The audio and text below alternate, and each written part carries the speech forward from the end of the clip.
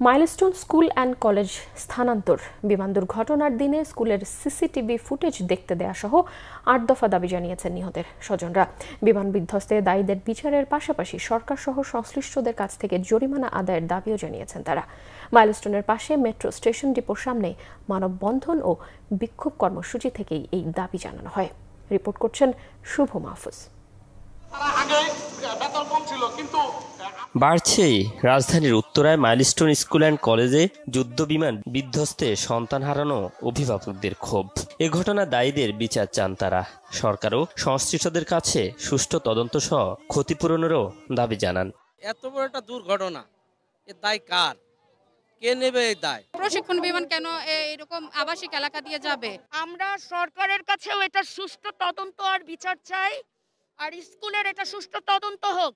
এই স্কুলটার মধ্যে অনেক সিসিটিভি ফুটেজ নেওয়ার মতো সিসিটিভি ক্যামেরা আছে। সিসিটিভি ক্যামেরা ফুটেজগুলো আমাদেরকে দেখান। আমার বাসার সকাল শুরু হয় কান্না দিয়ে। আমার ওয়াইফ এখনো বিছানা থেকে উঠতে পারে না। 2 ছেলেকে একসাথে নিয়ে আসছে আমি স্কুলে। আমার এক ছেলেকে আমি নিথর দেহ নিয়ে আসছি। সরকারের থেকে একটা লুকও আসেনি আমাদের কাছে। এদের একটা এক্সিট গেট নাই স্কুলের ভিতরে। একটা বড় বিল্ডিং করছে, কয়টা এক্সিট গেট? এই বিল্ডিং থেকে বের হওয়ার জন্য কয়টা দুর্ঘটনা ঘটতেই পারে, কিন্তু আপনাদের এক্সিট গেটগুলি কোথায়?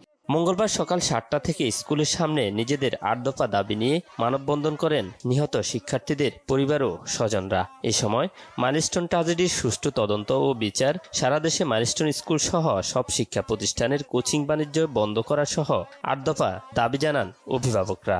সরকারের পক্ষ থেকে প্রত্যেকটা নিহত বাচ্চাকে 5 কোটি টাকা ক্ষতিপূরণ মানে জরিমানা দিতে হবে। যারা আহত হয়েছে তাদের সুচিকিৎসা দিতে হবে, চিকিৎসার খরচ বহন করতে হবে এবং 1 কোটি করে টাকা দিতে হবে। এদিকে বিমান বিধ্বস্তের সেই ট্রমা থেকে এখনো বের হতে পারেননি শিক্ষার্থীরা। স্কুলের উপর দিয়ে উড়ে যাওয়া বিমানের আওয়াজে এখনো আঁতকে ওঠে তারা। আমরা স্কুলেও যাই আতঙ্কের সাথে, বাসায়ও আসি আতঙ্কের সাথে। গার্ডিয়ানরাও আমাদের পিছু ছাড়ে না, আবার যদি সেম কাহিনী হয়ে যায়। কত কত বিমান আমাদের উপর দিয়ে গেছে, সেগুলোর যে আওয়াজগুলা, ওটাই তো ট্রমাটাইজ লাগে যে কখন এটা নিয়ন্ত্রণহীন হয়ে পড়া যায়। গত 21 জুলাই দুপুরে উত্তরা দিয়াবাড়িতে মাইলস্টোন ক্যাম্পাসে বিধ্বস্ত হয় বাংলাদেশ বিমান বাহিনীর F-7 BGI মডেলের একটি যুদ্ধ বিমান। এই ঘটনা বিমানের পাইলট লেফটেন্যান্ট মোহাম্মদ তকির ইসলাম সহ নিহত হয়েছেন 34 জন, যাদের মধ্যে 27 জনই প্রতিষ্ঠানটির শিক্ষার্থী। দগ্ধ অবস্থা অনেকেই এখনো রাজধানীর বিভিন্ন হাসপাতালে চিকিৎসাধীন। শুভ মাহফুজ, বাংলা ভিশন, ঢাকা।